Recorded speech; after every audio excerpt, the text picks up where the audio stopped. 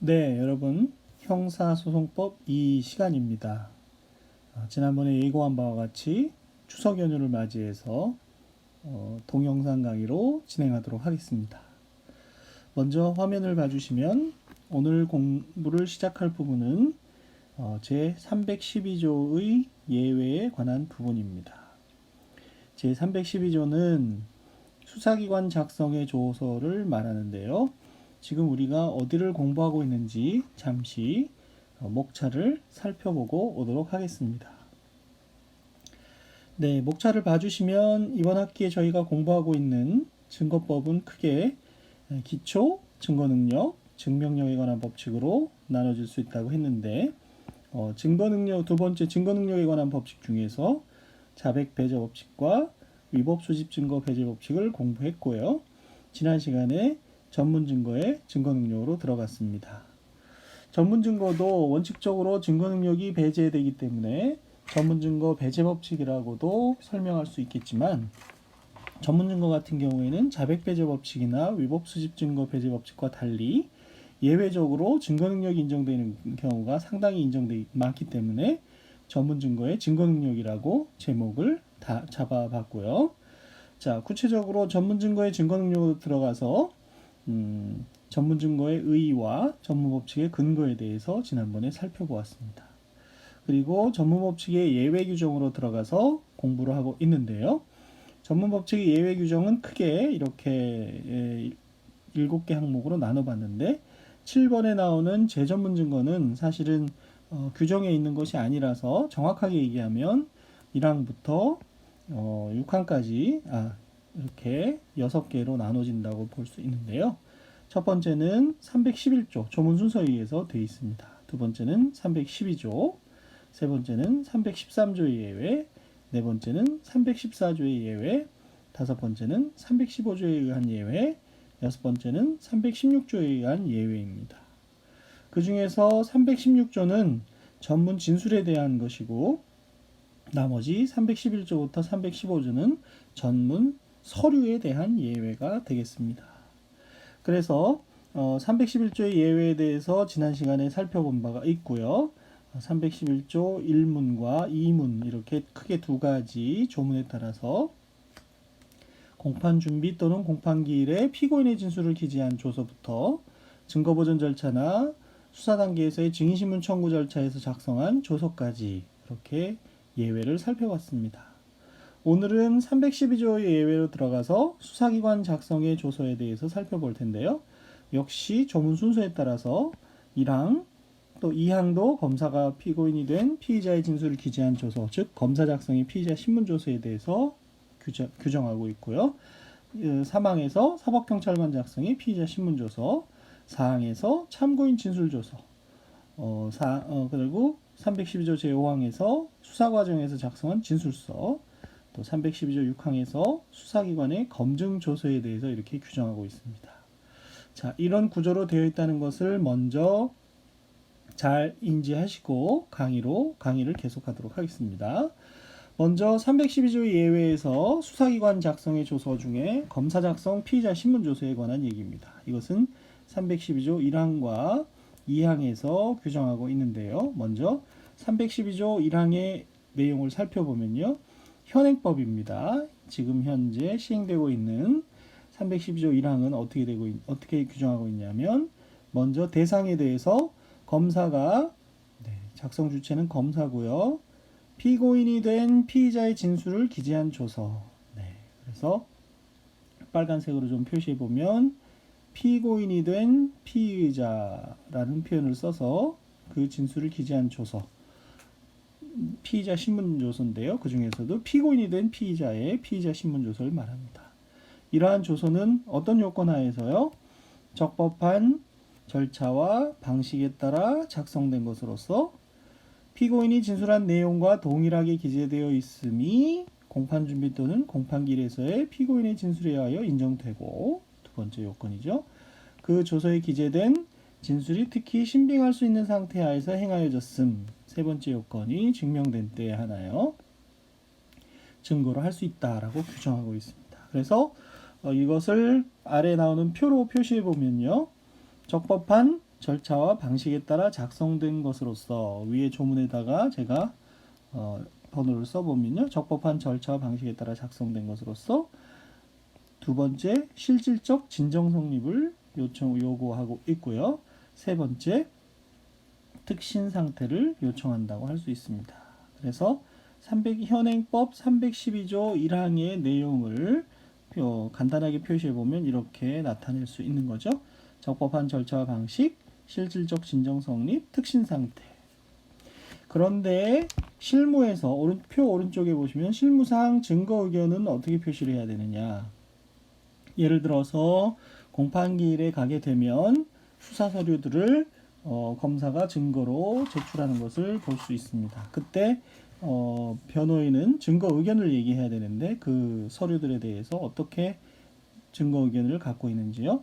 적법한 절차와 방식은 보통 적법성이라는 이름으로, 또 실질적 진정 성립은 단순히 진정 성립이라는 이름으로 표현이 되고, 특신 상태는 특별한 사정이 없으면 별 답변을 하지 않고 오히려 진술의 임의성이 있는지 없는지 여부, 이것은 이제 진술의 임의성이라는 제목으로 저희가 뒤에 공부를 할 텐데요. 진술의 임의성이라는 것은 전문 증거죠. 특히 이 진술 증거만이 전문 증거가 될 수 있기 때문에 이 경우와 같이 피의자 신문 조서도 전문 증거인데 전문 증거의 경우 임의성이 인정되는지 진술일 증거이기 때문에 309조 자백 같으면은 309조의 자백 배제 법칙에 의해서, 그 이외의 진술은 317조에 의해서 논하게 되는데요. 그에 대해서 언급하게 됩니다. 그래서 이제 나중에 모의 재판을 하시거나 3학년이 되어서 기록형 시험을 공부하게 되면 증거 의견 표시란에 이렇게 동그라미 X라고 표시되어 있거나 동그라미 하나로 표시된 것을 볼 수 있는데요. 이것이 바로 적법성, 진정 성립, 임의성을 표현하는 겁니다. 증거 목록에 대해서는 다시 기회가 되면 말씀을 드리도록 그렇게 하겠습니다. 기록형 또는 실무 기록에서 우리가 흔히 볼 수 있습니다. 이와 같이 현행법은 규정을 하고 있는데 개정법은요. 개정법은 검사 작성의 피의자 신문조서의 증거 능력을 뒤에서 공부하는 사법경찰관의 피의자 신문조서와 마찬가지로 피고인이 공판정에서 내용을 인정한 경우에 증거로 할 수 있는 것으로 개정을 하였습니다. 다만 이 312조 4항의 규정은 언제 시행되느냐, 4년 이내에 시행하기로 했는데요. 내후년이죠. 2022년 1월 1일. 다른 개정 규정들은 내년 2021년 1월 1일에 시행하는 것으로 입법 예고가 됐는데 312조 1항은 2022년 1월 1일에 시행하는 것으로 입법 예고가 돼 있습니다.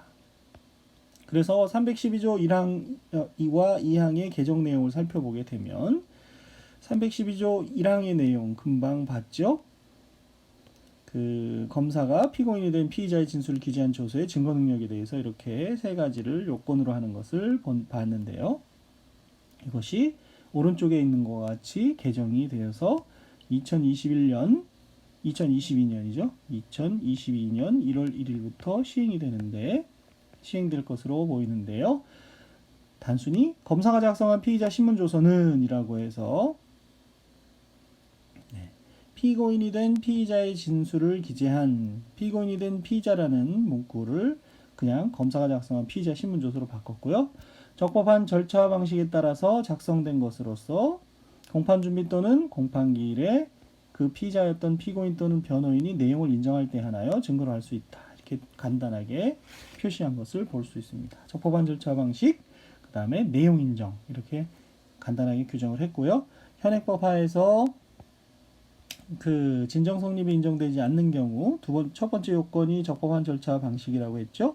두 번째 요건이 실질적 진정 성립, 세 번째가 특신 상태라고 그랬는데 그 중에 이 진정 성립이 인정되지 않는 경우에 현행법 하에서는 영상 녹화물이나 그 밖의 객관적인 방법에 의해서 증명할 수 있다. 그리고 특신 상태가 인정되면 된다는 규정을 두고 있는데 이제는 그와 같이 진정 성립의 문제는 논외로 되어서 바로 이 개정된 312조 1항과 같이 적법한 절차와 방식 그리고 내용 인정으로 이렇게 규정된 것을 보실 수 있습니다. 내후년부터는 이 조항이 적용이 되지만 아직도 1년여 넘게 현행법이 적용되기 때문에 이 강의에서는 현행법에 따라서 설명을 하도록 하겠습니다.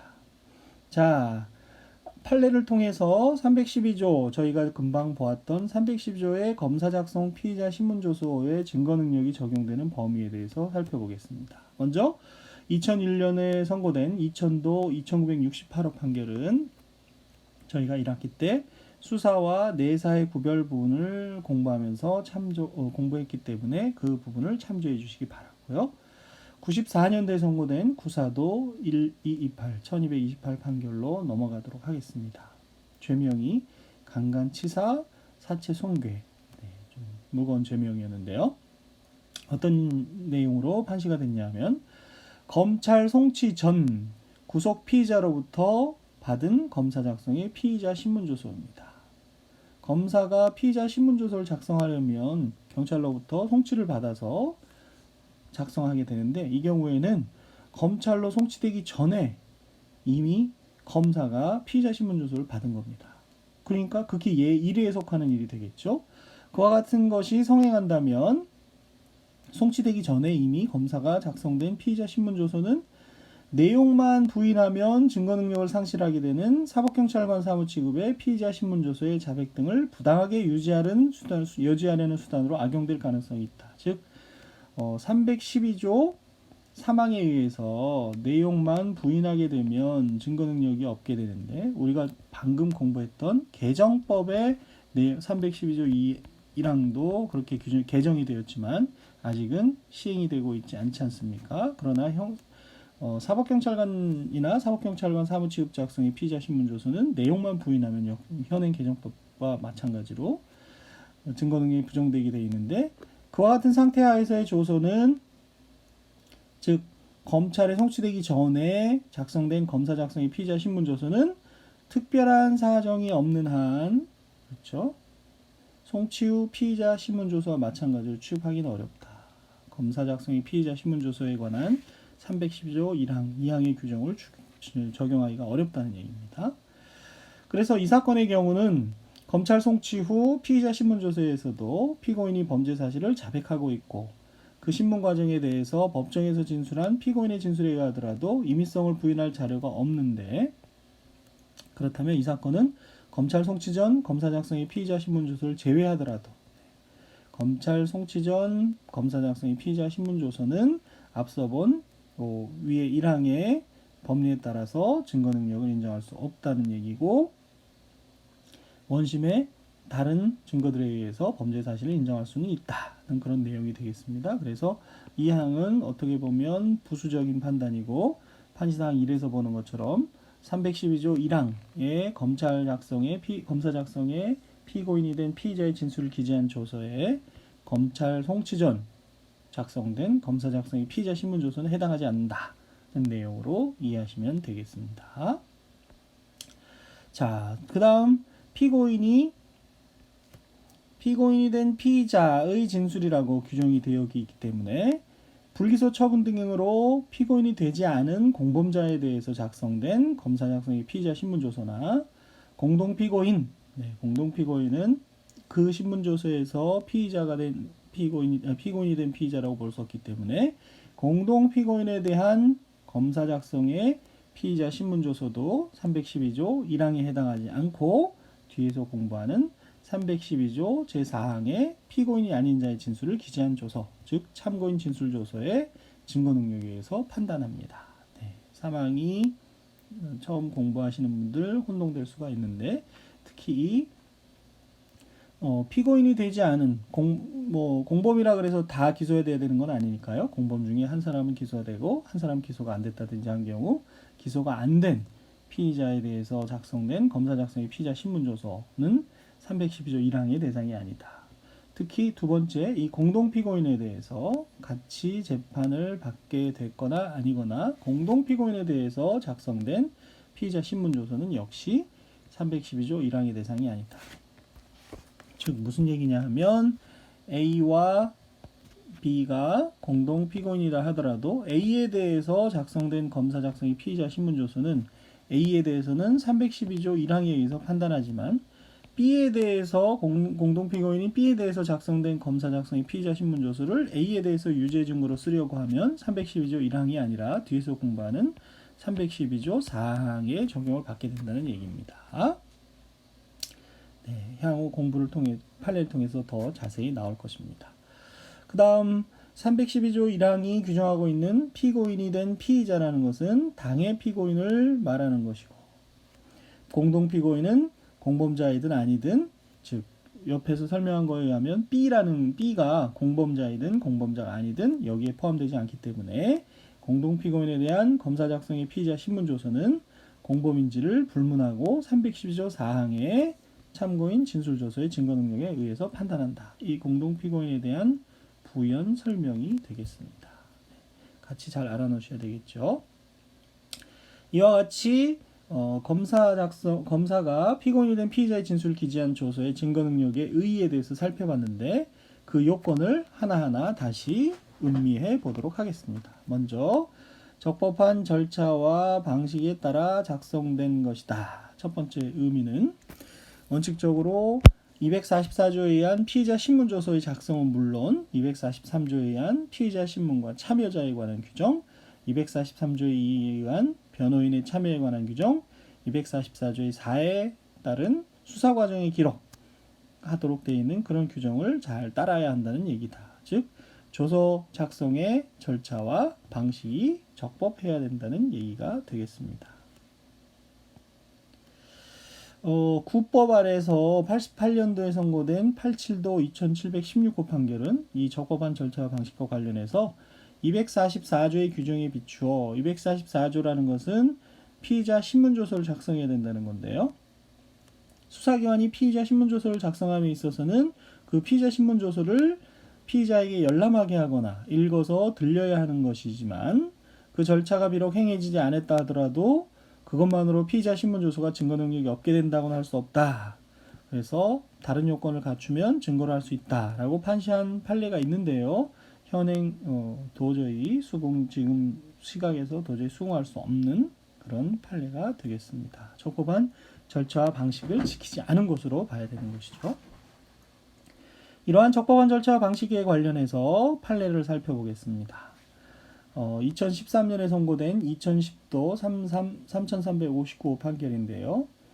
제1조서와 제2조서의 증거 능력이 문제되었습니다. 먼저 312조 수사기관 작성의 조서에 대해서 처음 공부하니까 판례를 차례대로 읽어보도록 하겠습니다. 먼저 제1조서의 증거 능력에 관해서 형사소송법에 규정된 피의자의 진술 거부권은 헌법 12조 2항의 형사상 자기에게 불리한 진술을 강요당하지 않는 자기부재 거부의 권리에 터잡은 것으로서 이를 실질적으로 보장하기 위해서 2007년 6월 1일 개정된 형사소송법 244조의 3은 1항에서 검사 또는 사법경찰관은 피의자를 신문하기 전에 일체의 진술을 하지 아니하거나 개개의 질문에 대하여 진술하지 아니할 수 있다는 것 등의 사항을 알려주어야 한다고 규정을 하고 2항에서 검사 또는 사법경찰관은 그와 같이 알려준 때에는 피의자가 진술을 거부할 권리를 행사할 것인지 여부를 질문하고 이에 대한 피의자의 답변을 조서에 기재하도록 하고 있습니다. 이 경우 피의자의 답변은 피의자로 하여금 자필로 기재하거나 진술 거부권을 행사할 것인가요? 그러면 아닙니다. 사실대로 진술하겠습니다. 네, 진술 거부권을 행사하겠습니다. 이런 것을 스스로 자필로 이렇게 쓰도록 하라는 거죠. 글자로. 자필로 기재하게 하거나 검사 또는 사법경찰관이 피의자의 답변을 기재한 부분에 그죠? 타이핑을 쳤다면 기명 날인 또는 서명을 하게 하여야 한다. 그 경찰관이 기명 날인하거나 기재한 부분에 피의자로 하여금 기명 날인하게 하거나 서명하게 하여야 한다. 이름을 쓰게 하여야 한다라고 규정을 해서 진술 거부권 행사 여부에 관한 답변 기재 방식을 구체적으로 정하고 있습니다. 진술 거부권 행사 여부에 대해서 답변을 했을 때 그 기재 방식을 정하고 있다. 한편 312조 3항은 저희가 이제 사법경찰관 작성의 피의자 신문조서에서 공부할 텐데요. 검사 이외의 수사기관이 작성한 피의자 신문조서, 즉 사법경찰관이 작성한 피의자 신문조서의 증거능력이 인정되려면 적법한 절차 방식에 따라 작성된 것 하고 나중에 보겠지만 내용을 인정하여야 할 것, 이런 식으로 돼 있는데, 먼저 적법한 절차와 방식이라는 게 등장했지 않습니까? 여기서 말하는 적법한 절차와 방식이라는 것은 우리가 지금 공부하고 있는 312조 1항에도 역시 적법한 절차와 방식이 등장하고 있죠. 그래서 피의자에 대한 조서 작성 과정에서 지켜야 할 진술 거부권의 고지 등뿐만이 아니라 앞서 본 것과 같은 여러 가지 형사소송법이 정한 재반 절차를 준수하고 조서의 작성 방식에도 어긋남이 없어야 한다는 것을 의미한다. 이것이 적법한 절차와 방식에 관한 규정이 된다. 내용이다, 이 말이죠. 이와 같은 규정들을 비춰보면 비록 사법경찰관이 피의자에게 진술거부권을 행사할 수 있음을 알려주고 그 행사 여부를 질문하였다 하더라도 형사소송법이 규정한 방식에 위반해서 진술거부권 행사 여부에 대한 피의자의 답변이 자필로 기재되어 있지 아니하거나 그 답변 부분에 피의자의 기명날인 또는 서명이 되어 있지 아니한 사법경찰관 작성의 피의자 신문조서는 특별한 사정이 없는 한 312조 3항에서 정한 적법한 절차와 방식에 따라 작성된 조서라고 할 수 없다. 그래서 증거 능력이 인정될 수 없다는 거죠. 이 사건에 보니까 문제가 된 제1조서에 피의자는 진술거부권을 행사할 것인가요? 라는 질문에 대해서 아니요, 진술할 것입니다. 라는 답변이 기재되어 있긴 하나 이 답변이 자필로 기재된 것도 아니고 그 답변란에 피고인들이 기명날인 또는 서명도 되어 있지 않다면은, 그렇죠? 앞서 본 바와 같이 형사소송법 규정에 위반돼서 적법한 절차와 방식에 따라 작성된 것으로 볼 수 없기 때문에 증거 능력이 없다고 한 사안입니다. 적법한 절차와 방식이 어떤 것을 의미하는지 아실 수 있겠죠. 또 제2조서의 증거 능력도 문제가 되었는데요. 두 번째 조서도 헌법 12조 1항에 의하면 누구든지 법률과 적법한 절차에 의하지 아니하고는 처벌, 보완처분 또는 강제노역을 받지 않고 사항 본문에 의하면 누구든지 체포 또는 구속을 당한 때에는 즉시 변호인의 조력을 받을 권리를 가진다라고 규정을 하고 있죠. 그리고 2007년 6월 1일 개정된 형사소송법 243조의 이 1항은요. 검사 또는 사법경찰관은 피의자 또는 그 변호인, 법정대리인, 배우자, 직계친족, 형제자매의 신청에 따라 변호인을 피의자와 접견하게 하거나 접견교통권, 정당한 사유가 없는 한 피의자에 대한 신문에 참여하게 해야 한다라고 규정을 하고 있죠. 이와 같은 243조의 이 1항 규정은 피의자 신문 참여권에 관한 규정이나 접견교통권에 관한 규정은 피의자 신문에 있어서 수사기관과 피의자 사이의 당사자 대등을 확보함으로써 헌법상 적법 절차의 원칙과 변호인의 조력을 받을 권리를 실질적으로 보장하기 위한 것이므로 그 절차는 엄격히 준수되어야 할 것이다. 그래서 3항에 보시면 헌법이나 형사소송법 규정 및 입법 목적 등에 비춰보면 피의자가 변호인의 참여를 원한다는 의사를 명백하게 표시하였음에도 수사기관이 정당한 사유 없이 변호인을 참여하게 하지 아니한 채 피의자를 신문하여 작성한 피의자 신문조서는 형사소송법 312조에 정한 적법한 절차와 방식에 관한 위반된 증거일 뿐만 아니라, 그렇죠? 두 가지 면에서 위반됩니다. 312조에 정한 적법한 절차와 방식에도 위반이 되고, 앞서 본 것처럼 진술거부권, 헌법상의 취지에 비춰보면 이와 같은 조서는 적법한 절차에 따르지 아니하고 수집한 증거, 즉 위법 수집 증거에도 해당돼서 결국 증거 능력이 없다는 것입니다. 이 사건에서 보니까 제2조서라는 것을 보니 피고인호가 피의자는 변호인의 조력을 받을 권리를 행사할 것인가요? 라는 사법경찰관의 질문에 예라고 답변하였음에도 변호인이 참여하지 아니한 상태에서 계속해서 피고인을 상대로 신문을 행한 것으로 보여집니다. 그렇다면 앞서 본 것처럼 적법한 절차와 방식에 위반된 조서일 뿐만 아니라 위법 수집 증거 배제 법칙에 의해서도 증거 능력이 인정될 수 없다는 것이 되겠죠. 이와 같은 피의자 신문 참여권이 헌법상의 의미가 있는 그런 조항이기 때문에 더 그렇다는 거죠. 그 다음 아래 판결을 읽고 검사가 작성한 것이 아니라 검찰 사무관이 작성한 피의자 신문조서는 증거 능력이 어떻게 되는지 살펴보도록 하겠습니다. 여기까지, 요 판례까지 살펴보고 이번 강의는 마치도록 하겠습니다. 90년에 선고된 구공도 1483호 판결인데요. 이게 과연 검사가 작성한 피의자 신문조서로 볼 수 있는지가 문제가 되었습니다.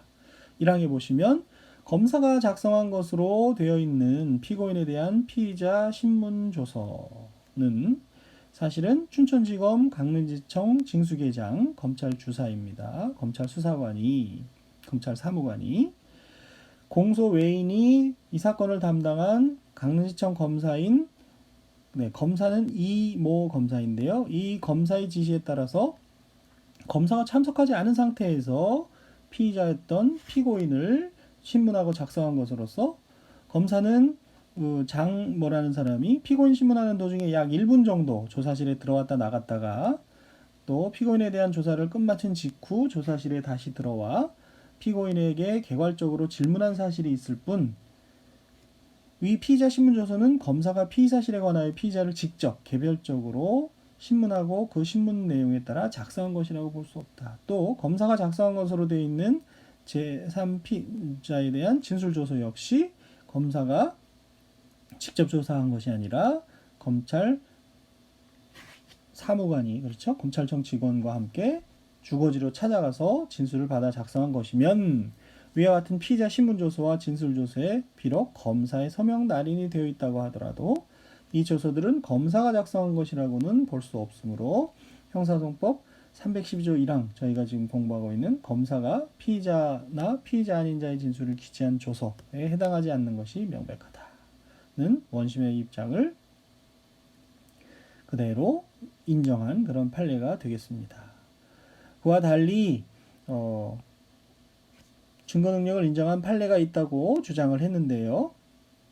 그 판례는 검사가 피의 사실에 관하여 전반적이고 핵심적인 사항에 대해서 신문을 하고 그것을 토대로 해서 그 신문에 참여한 검찰 주사부가 피의자 신문조서를 작성함에 있어서 다소 불분명한 사항이나 보조적인 사항에 대하여 피의자에게 직접 질문을 하여 조서에 기재하였지만 참여주사부가 그와 같은 질문할 때 검사가 그 자리에 있으면서 지켜보았고 또 문제점이 있을 때는 검사가 다시 직접 묻고 참여주사부가 조서에 기재하였으며 조서의 작성이 다 끝난 다음에는 검사가 이를 검토하여 자신의 신문 결과와 일치함을 확인하고 서명 날인하였기 때문에 검사가 작성한 피의자 신문조서로서 인정됐던 그런 사안에 관한 것이지 이 사망에서 얘기하는 것과 이 사건과는 사실관계가 서로 다르다는 관점에서 검사 작성이 피의자 신문조서로 인정하지 않은 또 검사 작성이 진술조서로 인정하지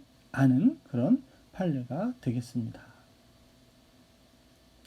사항도 마찬가지로 그런 그런 식의 논리를 인정할 수 없는 것이어서 결국 형사소송법 312조 1항이 규정하고 있는 검사 작성이 피의자 신문조서라고 보기 어렵고 또 그걸 토대로 해서 저희가 배우려고 하는 313조 1항 소정의 서류에도 해당하지 않는다고 볼 수도 있는 그런 사안이 되겠습니다. 네, 요 사항에 대해서는 여러분이 한번 읽어보시기 바라고요. 오늘 요번 시간에는 여기서 강의를 일단 마치고 다음 시간에 계속해서 310조 1항의 공부를 계속하도록 하겠습니다. 네, 여러분 수고하셨습니다.